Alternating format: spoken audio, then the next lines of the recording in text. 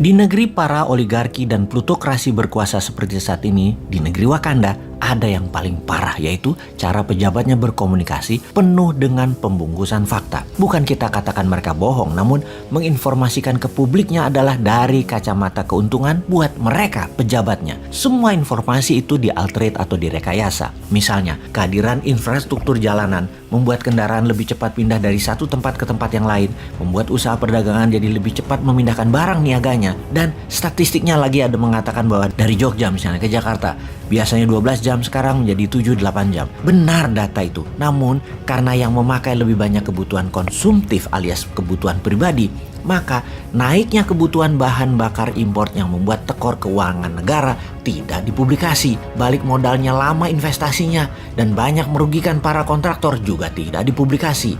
Ini maaf loh ya, cuman kritik bukan niat nyinyir, karena kita ingin memperbaiki cara bernegaranya, terutama komunikasi ke publik agar menjadi jujur, agar membuat masyarakat pintar, bukan membuat masyarakat bodoh. Kita semua tahu deh bahwa ada pejabat-pejabat di negeri yang saat ini memang disarankan mau jualan diri untuk menjadi kandidat presiden di tahun 2024 yang memang diprogram dan ditarget. Mereka itu salah satunya adalah SM, AH, ET, dan beberapa orang lagi yang didorong dan direstui untuk maju ke 2024.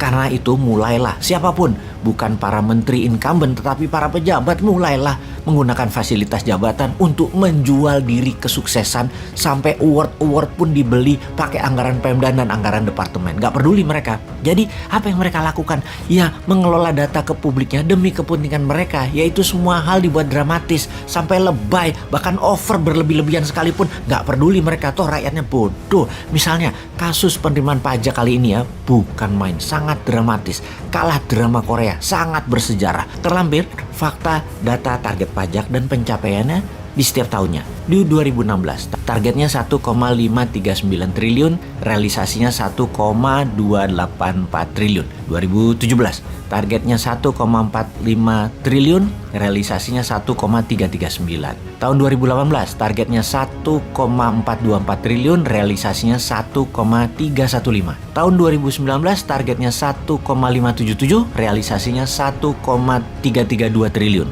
Tahun 2020 targetnya 1,198 triliun, realisasinya 1,069.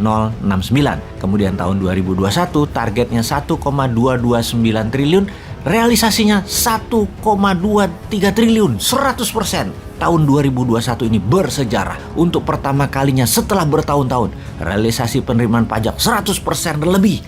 Keren ya. Jadi kalau kalimatnya melihat sepotong, 2021 targetnya 1,229 triliun, realisasinya adalah 1,23 triliun, 100%. Itu prestasi. Aduh, kalau lihat kayak gini jadi pengen pinjem mulutnya Ahok yang mengatakan, nenek lu. Kita perhatikan, sejak tahun 2016 penerimaan pajak itu di situ-situ aja angkanya, antara 1,2 sampai 1,3 ribu triliun. Maka jika ada pejabat bilang pencapaiannya 100% itu bersejarah, ya kita jadi mikir, bener sih penerimaan targetnya 100%, tapi yang dilakukan adalah menurunkan target pencapaian. Di tahun 2016 targetnya adalah 1,539 ribu triliun. Di tahun 2021 turun target menjadi 1,229 triliun. Biar terlihat prestasi, menggunakan strategi yang tepat adalah lower the standard atau turunkan targetnya.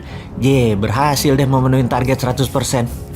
Kalau mau lebih berprestasi, nanti tahun 2022 target turunin pajaknya jadi 1.000 triliun aja. Langsung pertama kali dalam sejarah kelebihan menerima pajaknya. Gua manggal kalau udah kayak gitu tuh. Tapi ada satu hal yang saya apresiasi, yaitu para petugas pajak di bawahnya yang memang bekerja ekstra keras dan patut diacungi jempol. Kalian lembur banting tulang 24 jam sampai tipes-tipes mencari pendapatan negara. Di sisi lain ada yang banting tenaga 24 jam, kerja habis-habisan, menghabiskan duit negara. Pokoknya anggaran harus habis. Tuh dibanding ke luar negeri, buat agenda meeting yang 2-3 jam di Bali, di Labuan Bajo, bangun sumur di jalanan, peresmian, undang wartawan, bawa media, beli penghargaan tingkat dunia kalau perlu. Soalnya nanti kalau tidak habis anggarannya, tahun depan tidak dikasih lagi.